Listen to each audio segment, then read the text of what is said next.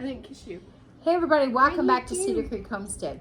My name is Josie, along with Cheyenne and little Howie. And today we thought we'd spend a little bit of time with you trying to encourage you and help you press on just a little bit longer. And we know that there's a lot of fear, a lot of things going on out there. People are scared about the SNAP benefits and other things, though there are some that are working, but they're not getting any paycheck.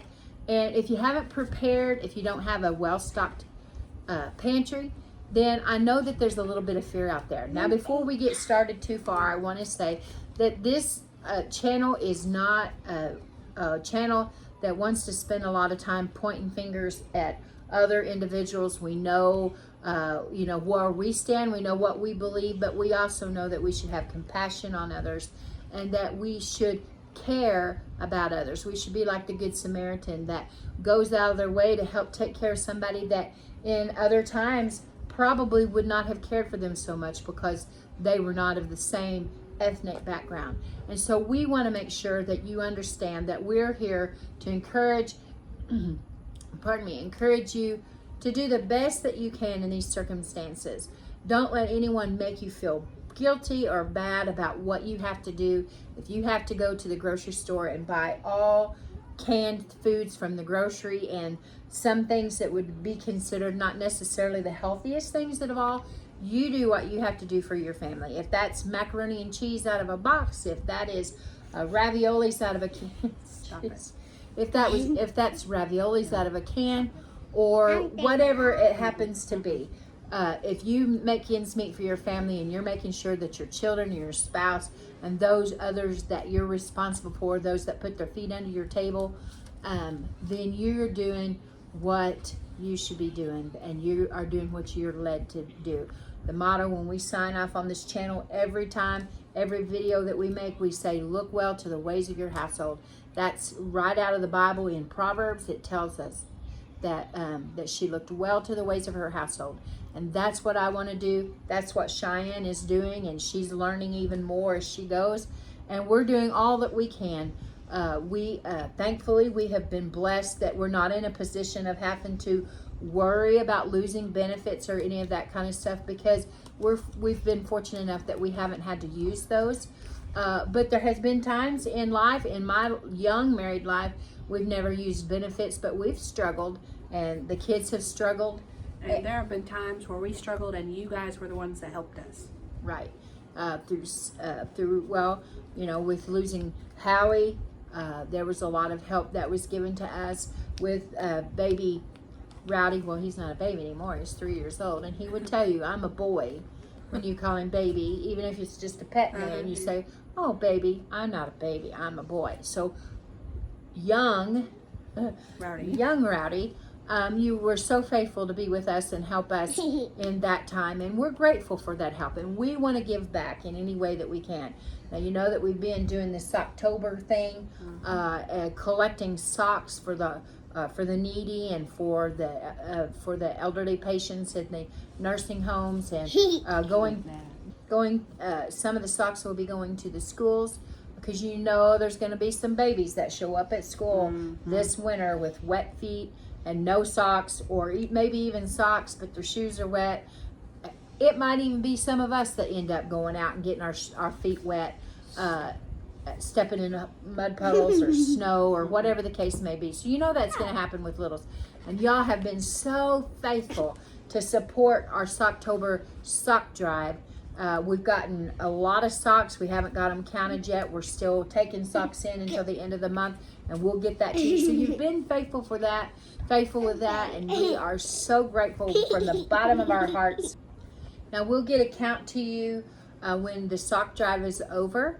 I know we have a couple of big containers at the church that are getting pretty full.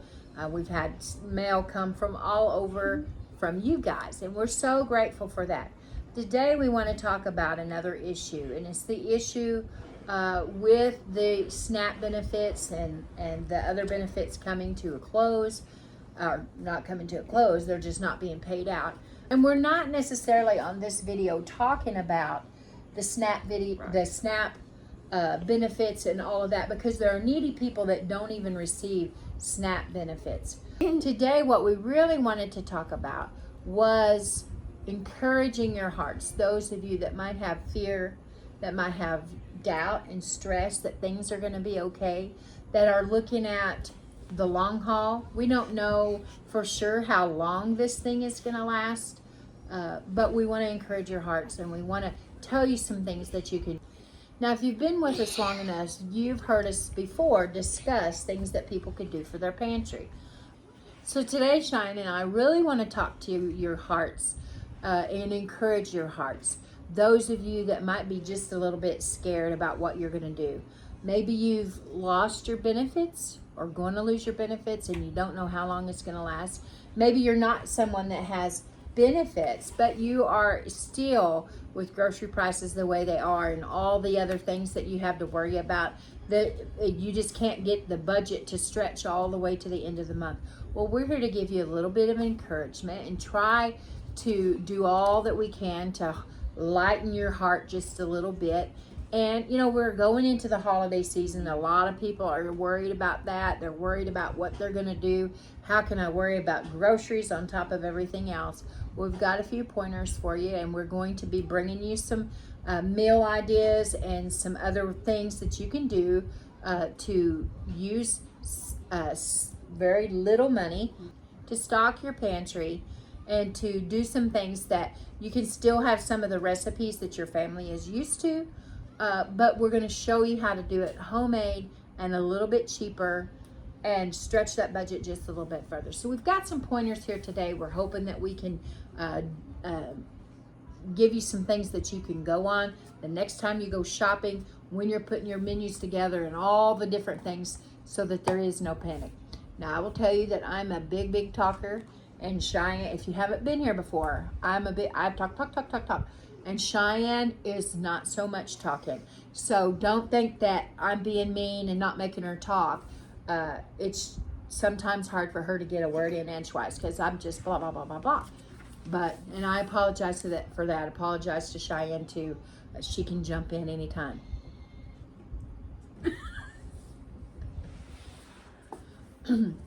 One of our first pointers that we want to tell you guys is to always make a menu before you go to town. Sit down, make a menu, go take stock of what you've got in your cabinets. Money's tight, so you don't want to go and buy 2 or 3 more of something that you've already got in your pantry. So make a list of all the things, an itemized list. Go in there and take inventory. I know it sounds silly to stand at your pantry and take paper, take a clipboard, take a notebook, take whatever it is, and write down all the things that you have. Write down how many cans of corn you've got. Write down how many cans of green beans you've got. If you've got peas, bless your heart, I don't like peas, but if you've got 5 cans of peas, write the peas. Cover all the items. Make sure that you cover what kind of spices you have, what kind of flavorings you have. You write down how many hot sauces you have, if your family likes hot sauce or mustard or ketchup or whatever the case may be. Write all those things down. Take note of the different flours and the baking mixes and all the things you have. You need to know your pantry. You need to know what you have. That'll keep you from buying more than what you need. It'll keep you from not buying the things that you do need to make your budget stretch. So the first thing I would say is make that menu and take inventory of the things that you have so that you can make a menu the best possible way that you could, using the ingredients that you have. And then that's that much less that you have to buy from the store. That also covers your toilet paper and your toothpaste and your deodorant and all those things. Know what you have. Now, when your cash flow eases up a little bit, you can put more back in stock and you can build up your stock along the way. But for now, take stock of what you have. I know from personal experience, and Cheyenne can say the same thing. Right now, when you go to the store, they have all kinds of pretties out there for the holidays. I'm guilty of looking at those things and wanting those things too. Cheyenne is too, because I'm always with her and I know how she is, right? Yeah. And so you have to, rein yourself in. And those things are pretty and they're fun to look at, but don't put them in your cart. Don't bring them home with you. You don't need them. We think we do. We're spoiled to that a lot of the time. But this is the time, this is the opportunity for you right now to do these things to keep yourself from stressing. So, number one, and I guess number two, is make a menu, take inventory of your pantry, flop those around. You should take inventory first and then make a menu based on that, the things that you have. When you're putting your menu together, now this is a hard one at my house because my son and my grandsons are meat eaters. They love meat. But you could, we all know the cost of meat is Expensive. terrible, really. But if you have to buy meat, if you have to buy chicken or turkey or beef or pork, whatever you're buying, try to have one night a week, if possible, that you have a meatless meal. Meaning you have a casserole or a salad or a soup or something that you can enjoy that's good, and you don't add any, it can still have protein, but you don't get that protein from meat. You could have a quiche, you could have chili with no meat, meaning chili beans and sauce. It would be difficult at our house. We have a spaghetti that is made with cream cheese and spaghetti noodles, and it goes in the oven, and it is meatless. It has no meat at all, and Blade actually likes it for a meat eater. So if that's a recipe that you would like to have, we could share that with you. Let us know down in the comments below, and we will do that for you one week. Now, it's easy in the summertime to have meatless meals. In the heat of the evening, they don't really want a really heavy meal, so salads and other things come into play. Howie, not little Howie, but my Howie, always like to have a platter of sliced tomatoes and cucumbers and onions and that kind of stuff. And a lot of times he didn't eat any meat. He just enjoyed that. So that's an option that you can have too. However, this time of year, it's harder to have fresh produce that people really like. Tomatoes. You just can't go to the store and get a tomato that tastes like a tomato out in the garden. There's just no way. And it's cold, and people want a hot meal. And people really want hot meals. But anyway, there's all kinds of things that you can make. Just start looking around on Pinterest and other places, and you can find meatless meals. It's not their favorite. I know it's not going to be people's But it'll favorite, stretch you till you can. But it'll stretch your budget. Just try one night a week of not having any meat for supper. Have tomato soup and grilled cheese sandwich. That's good. Yeah, I love that. That might be a dinner idea one day this week. Okay, so that's rule number 3, or I hate to say rule. That's just a guideline. Trying that. Try to have a meatless meal. The next thing I would say is shop your stores, your circulars. If you still get circulars, shop those. My mom, when I was a kid, and I've shared this with you before, I can remember when she would begin building up her menu, building up her idea of what she was going to have for the family, just for the week. She did a week at a time. But she had stuff back in the pantry as well. But the things that she needed to go to the store for, she began to search out those circulars. And sometimes you can look at the circulars and you can add something to your menu if you see something that's on sale, and you can say, well, I need that for whatever the recipe might be. And so that brings you back to an idea that you can make and use something that's on sale. Now, when I was a kid, we lived in an area that there were a bunch of grocery stores that were located within a reasonable amount of distance from each other. So my mom, she would just shop really the things that were on sale at each store. She'd have the store name written down, and she'd have the stuff that was on sale there. And so she was able to kind of build her ideas off of that. Now, I'm going to tell you, there's still a lot of times when I was a kid that we had big pots of beans, and we ate those beans until they were gone. You didn't dare dump the beans. And then when it got down towards the bottom, it was more bean soup than it was beans. And so they would put your bread or your cornbread or your crackers down in your bowl, and they'd pour your bean soup on top of it. Now, I didn't like that. I don't like soggy things. And so that was not one of my favorite things to have. But they would have big pots of beans. They would have big pots of potato soup. Not the potato soup now like what is a popular potato soup now, the loaded baked potato soup. It wasn't like that. It was just a simple potato soup. We had goulash. We had big, I mean big. I have a bunch of siblings, and we had big pots of spaghetti. Now, when I was growing up, spaghetti was kind of an orangey tint, and people look at me funny, what do you mean? But we had very little meat, a whole lot of pasta, and just enough sauce to pull it all together to have spaghetti for supper. And I liked it. That's how I grew up. Now I married Howie, and he has an Italian grandma, and that's not how they did spaghetti. You did not mix your noodles and your sauce together, and there was as much sauce probably as there was noodles, maybe even more. And they had chunky, what I call chunky spaghetti sauce that had, you know, tomatoes and peppers, and we didn't do that. Mom had to make it stretch as far as she could to feed as many, and that's how she did it. What kind of spaghetti did you have?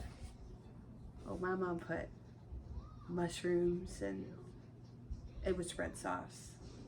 She didn't ever put a whole lot of meat, but I put more meat in mine than But it was more, it wasn't as, ours wasn't dry, but it wasn't wet. No, I had a wet spaghetti. Okay. So my mom was just doing what she had to do. Then there was the nights that there would be big pots of vegetable stew and all the different things we had. And the other rule in our household was you ate what was served for supper. And if you didn't like something, you know, they always had bread or crackers or cornbread or something to go along with those big pots of stuff.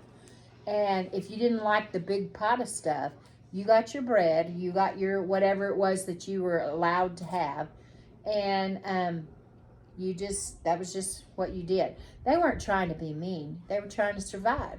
And that's what we may have to do, is be a little bit harder on ourselves as far as, you know, have it open in Mom's Diner and everybody gets their own special thing. We have to be careful about that, because we'll spend way more money than we intend to, and we're all trying to buckle down, and we're all trying to make meet the end of the month. And so shop those circulars, see if it fits into your menu, see if it gives you another menu idea. And you know, a lot of times you can find noodles. I say just about every week you can probably find at least one store that's got some kind of noodles on sale. Yeah. Noodles or rice. And I know before this, I even get comments on the video. I know that people say, that's too many carbs, that's too many of that. We're just surviving. I know the ideal is healthy food. But we're talking to people that don't really have a big stocked pantry. They're just trying to survive. And they're just trying to survive month to month, or week to week, or even day to day. And so we're just trying to encourage you the best way we can. Try to stick to the menu. Don't go in and totally blow your menu when you get in the store. Now, I will tell you, and Cheyenne would tell you too, that I am a person that is attracted to creative packaging, creative marketing. And so I see something, and if it's colorful or it's very creative in the way they packaged it, I'm usually drawn to it. And Cheyenne's usually saying, no, or, you know, yeah, I don't think so, you know, that kind of thing. And so know where who's that? It's still recording, it's playing.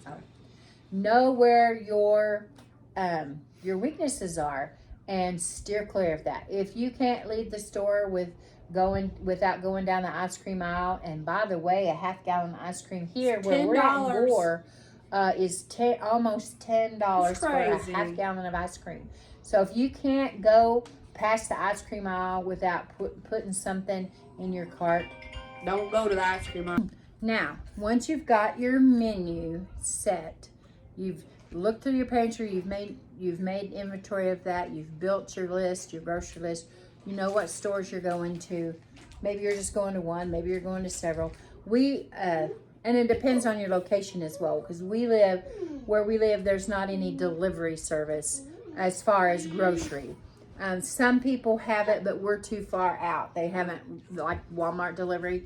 Our pastor's family, they probably live, I don't know, 20 minutes from us, maybe. 20 minutes from us, maybe. And they get delivery. We do not. So I would suggest also that if you've got your list, you know how much money that you are going to spend, that's all the money that you have to spend, and I would suggest that you consider pickup.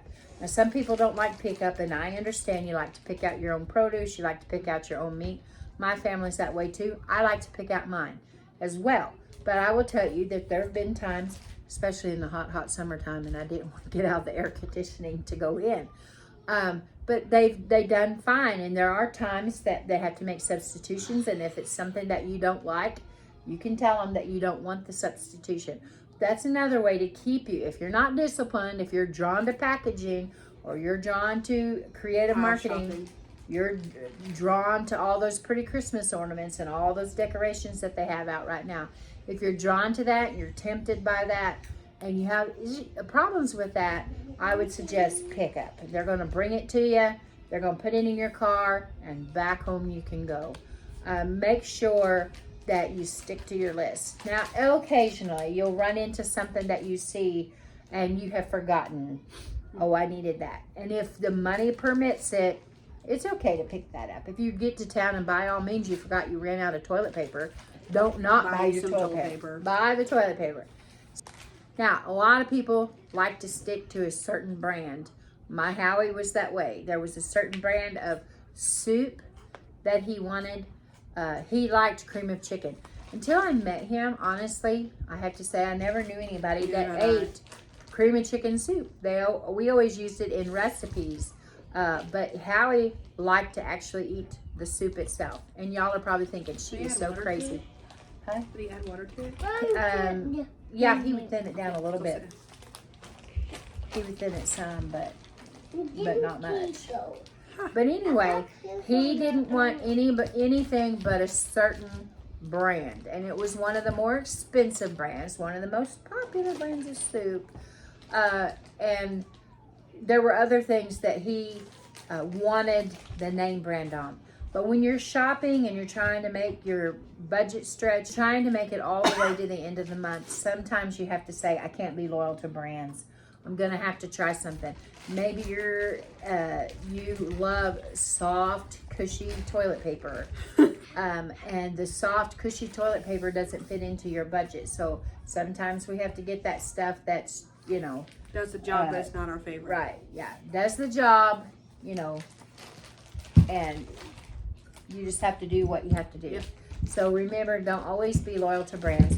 The next thing that I would tell you to do is look around on YouTube. You find people like us and people that are way better than we are. And on TikTok and on Pinterest and other places as well. Look around, explore, and find recipes and find things that that will teach you how to make mixes and make, if you're a person that has to have a box mix, and I am not picking on you at all because I understand for convenience sake, I really do understand that. But if you can get to a place when this little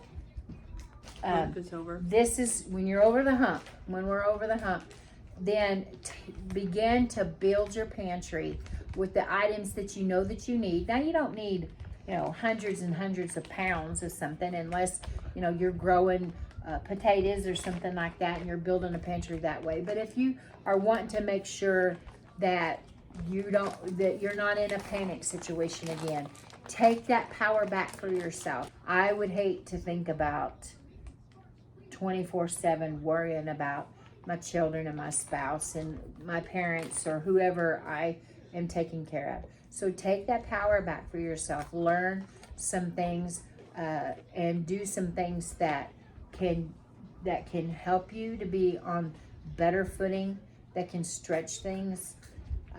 There are all Pinterest, my goodness, I don't even know. There's millions of recipes that teach you how to make stuff homemade, and they'll teach you how to have the things on hand. But it takes a little bit of time. You have to you know, dedicate a little bit of time to getting on there and researching things and making sure that you're covered. Get you a notebook, get you something, and start taking notes on how to make homemade bread and all these things. Is it going to be perfect at first? No, not really. It's going to take a little while for you to work the kinks out of things, but you can make homemade bread, and you can make homemade crescent rolls and biscuits and dinner rolls and breads. You can make your own condiments, and you can make beans and make them shelf stable. All of that takes a little bit of time to learn, but it's not impossible. Now, we've talked before about having a potato and making different toppings for that. That's an idea that you can do. A taco potato, you could make a potato and put some beef brisket on it. Now, I know that's not your night for meatless meal, because I'm telling you to put meat on it.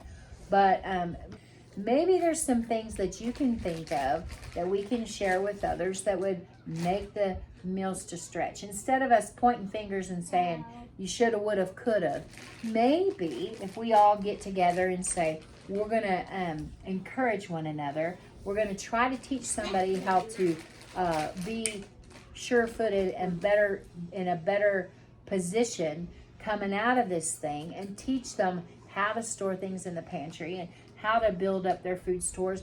Maybe that's what we really need to do. And so if you've got information, y'all are clever, y'all are smart, and you are so willing to share information with us. So if you've got some ideas, leave them down in the comments section, and it might be the next greatest thing that we can all do to stock our pantries and encourage one another. Let's do that. Let's encourage one another. Let's look well to the ways of our household, and then let's work on helping others. Don't be so worried about all of the things that could have been, or all the things that someone should have done. But let's look at being compassionate and being loving. Follow these directions.